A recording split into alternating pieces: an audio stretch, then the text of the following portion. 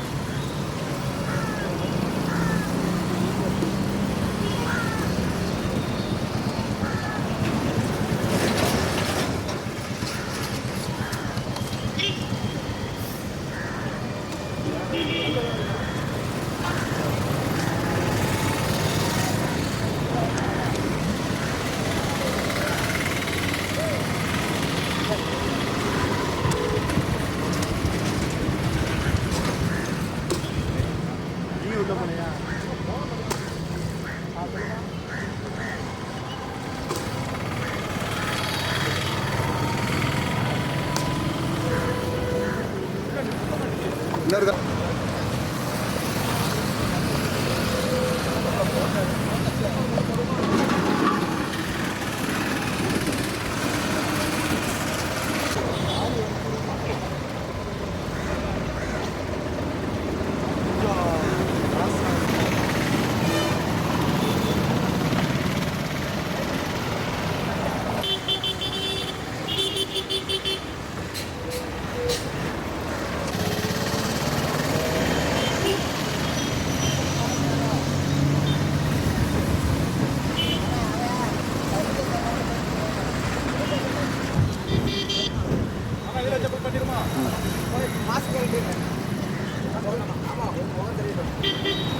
யாரோ மாதிரி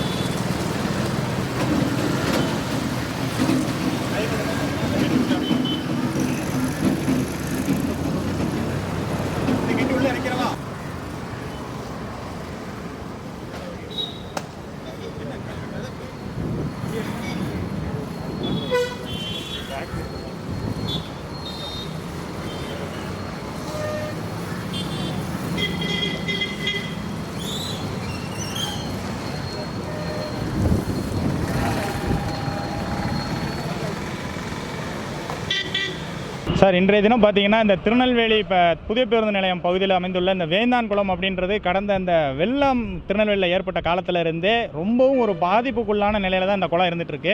ஆக்சுவலாக இந்த குளத்தை வந்து இப்போ இந்த ஏரியா மக்கள்கிட்ட கேட்டிங்கன்னா வேந்தான்குளம் இப்படியே போனால் வேண்டாங்குளம் எங்களுக்கு அப்படின்ற ஒரு மனநிலைமையில் தான் இருக்கிறாங்க. ஏன்னா அவ்வளவும் பாதாள சாக்கடை இந்த மாதிரியான விஷயங்களை டைரெக்டாக கலந்து விட்டுட்டாங்க. இதை காப்பாற்றணும் அப்படின்ற ஒரு விஷயத்துக்காண்டி மாநகராட்சியில் பலமுறை புகார் அளித்தோம். இன்றைய தினம், அதாவது 25ஆம் தேதியான இன்று நாங்கள் வந்து ஒரு விழிப்புணர்வு ஏற்படுத்தணும் அப்படின்றதுக்காண்டி இந்த மிஸ்டர் கிளீன் அப்படின்ற ஒரு உருவ பொம்மையை வந்து அந்த குளத்தில் வந்து குளிப்பாட்டியிருந்தோம். அந்த தண்ணியை பார்த்தீங்கன்னா வெறும் பச்சையம் கலந்த தண்ணி மாதிரி. ஏன்னா அந்த பச்சையம்ன்றது இயற்கையாக உருவானது கிடையாது, அவ்வளவும் பாதாள சாக்கடை கலந்ததுனால ஏற்படக்கூடியது. புதிய பேருந்து நிலையத்தில் பயன்படுத்தக்கூடிய அனைத்து கழிவு தண்ணீரையும் டைரெக்டாக கலந்துட்டு இருக்கிறாங்க. அது பக்கத்தில் இருக்கக்கூடிய பூங்காக்களினுடைய நிலைமையை கூட நீங்கள் வந்தீங்கன்னா அவ்வளவு தூரம் கேவலமான நிலைமையில் இருக்குது. ஒரு ஸ்மார்ட் சிட்டி எப்படி இருக்கணும் அப்படின்றதுக்கு முன் உதாரணமாக இருக்க வேண்டிய நம்ம மாவட்டம் எவ்வளவு தூரம் கீழ்த்தரமாக இருக்குது. அதாவது அதிகாரிகளுடைய போட்டி இதை நீங்கள் பண்ணக்கூடாது, நாங்கள் தான் பண்ணணும். இதில் வந்து இந்த நாங்கள் இப்போ விழிப்புணர்வு நிகழ்ச்சி ஏற்படுத்துறதுக்கு முன்னாடியே என்ன பண்ணிட்டாங்க அப்படின்னா, மாநகராட்சியிலேருந்து ஒரு 10,000 மீன் குஞ்சுகள் வந்து விட்டுருந்தாங்க, அந்த பச்சையத்தை எடுக்க போகிறோம் அப்படின்னு சொல்லி. ஒரே காமெடி மட்டும்தான் பண்ணிகிட்டு இருக்கிறாங்களே தவிர்த்து வேறு எந்த விதமான நடவடிக்கைகளும் கிடையாது. அந்த 10,000 மீன் குஞ்சில் கிட்டத்தட்ட 4,000 மீன் குஞ்சு இறந்து மிதக்கும். அப்படிப்பட்ட ஒரு கழிவு நீரை தான் நீங்கள் வந்து குளத்தில் விட்டு வச்சுருக்கிறீங்க. ஸோ தயவு செஞ்சு இதுக்கு உடனடி நடவடிக்கை என்ன எடுக்கணுமோ. ஏன்னா இந்த ரோட்டில் கடந்து போக முடியாது, அவ்வளவு தூரம் ஸ்மெல் அடிக்குது. அந்த ஸ்மெல் எல்லாத்தையுமே கட்டுப்படுத்தணும் அப்படின்றதுக்காண்டி தற்காலிக தீர்வுக்காண்டி என்ன பண்ணிட்டாங்கன்னா ப்ளீச்சிங் பவுடர் சப்பு தூக்கி அந்த குளத்தில் கலந்து விட்டுட்டாங்க. 1 கிலோ 2 கிலோ கிடையாது, மூடையாக அவ்வளவு கிலோ ப்ளீச்சிங் பவுடர் வந்து தினந்தோறும் மாநகராட்சி ஊழியர்கள் வந்து கொட்டிட்டு போகிறாங்க. ஸோ உடனடி நடவடிக்கையாக போர்க்கால அடிப்படையில் இந்த குளத்தை வந்து மீட்டெடுக்கணும். இல்லை அப்படின்னா கடவுள் நினச்சா கூட இந்த குளத்தை மீட்டெடுக்க முடியாது. அப்படிப்பட்ட ஒரு நிலைமைக்கு அந்த குளம் போயிடும். ஸோ தயவுசெய்து மன்றாடி கேட்டுக்கொள்கிறோம், உங்கள் காலை பிடிச்சி கூட கேட்குறோம், மாவட்ட நிர்வாகமே இந்த குளத்தை எப்படியாவது மீட்டெடுங்க. மக்கள் பயன்பாட்டில் இருக்கக்கூடிய இந்த ஒரு குளம், மக்கள் அதிகமாக நம்ம மாவட்டத்துக்கு வரக்கூடிய மக்கள் நம்மளை கேவலமாக நினைக்கக்கூடிய ஒரு நிலைமைக்கு இந்த குளத்தை கொண்டு போயிடாதீங்க அப்படின்றத கேட்டுக்கிறோம். அதாவது கடந்த ஆட்சியில் பார்த்திங்கன்னா இந்த குளத்தை வந்து மறுசீரமைப்பு செஞ்சு அதில் வந்து பல்வேறு திட்டுக்களை ஏற்படுத்தினாங்க, மணல் திட்டுக்களை. அந்த திட்டுக்கள் மூலமாக பறவைகள் வந்து வரக்கூடிய அந்த வெளிநாட்டு பறவைகள் வந்து வலசை வந்து அங்கே குஞ்சு பொறிச்சு அதனுடைய இனப்பெருக்கத்தை மேம்படுத்தி பறவை இனங்களை பாதுகாக்கும் நடவடிக்கைகளை மேற்கொண்டாங்க. ஆனால் திடீர்னு இந்த மாவட்ட நிர்வாகத்துக்கு என்ன ஆச்சு அப்படின்றது தெரியல. கொரோனாவுக்கு அப்புறம் அப்படின்ற ஒரு காலகட்டத்தை நம்ம எடுத்து பார்த்தோம் அப்படின்னா மாவட்ட நிர்வாகம் ரொம்பவுமே வந்து ஒரு சுணக்க நிலையில் நீர்நிலைகளை வந்து பாதுகாக்கிறதுல எந்த விதமான நடவடிக்கைகளும் எடுக்கிறது கிடையாது. ஸோ இந்த பறவை இனங்கள் மட்டும் இல்லை, இங்கே இருக்கக்கூடிய உயிரினங்கள், இந்த பகுதியில் வசிக்கக்கூடிய மனிதர்கள் எல்லாருமே வந்து இந்த குளத்தை நம்பியும் இருக்கிறாங்க. ஸோ இந்த பகுதியில் ஏற்படக்கூடிய இந்த துர்நாற்றம் மட்டும் இல்லை, இந்த சாக்கடை கலந்த நீரினால் நிலத்தடி நீரும் பாதிக்கப்பட்டு இங்கே இருக்கக்கூடிய வியாபாரிகள், பொதுமக்கள் எல்லாருமே வந்து உடல்நிலை சீராக இல்லாமல் ஒரு பாதிப்புகள் ஏற்பட்டு உடல்நிலை பாதிக்கப்பட்டு மருத்துவமனையில் அனுமதிக்கக்கூடிய நிலைமையில் தான் இருந்துகிட்டு இருக்கிறாங்க. ஸோ தயவுசெய்து மாவட்ட நிர்வாகம் உடனடியாக இந்த விஷயத்தில் கவனம் செலுத்தி அந்த குளத்தை மீட்டெடுக்கணும். அப்படி இல்லை அப்படின்னா வெகு விரைவில் இந்த குளத்தை சீரமைக்கலை அப்படின்னா ஒரு 100க்கும் மேற்பட்ட இளைஞர்கள் எல்லாருமே ஒன்றிணைந்து நிச்சயமாக இந்த குளத்தில் வந்து நீராடுவோம்.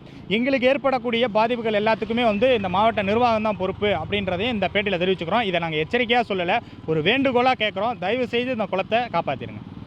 பேர் SR சிராஜ்.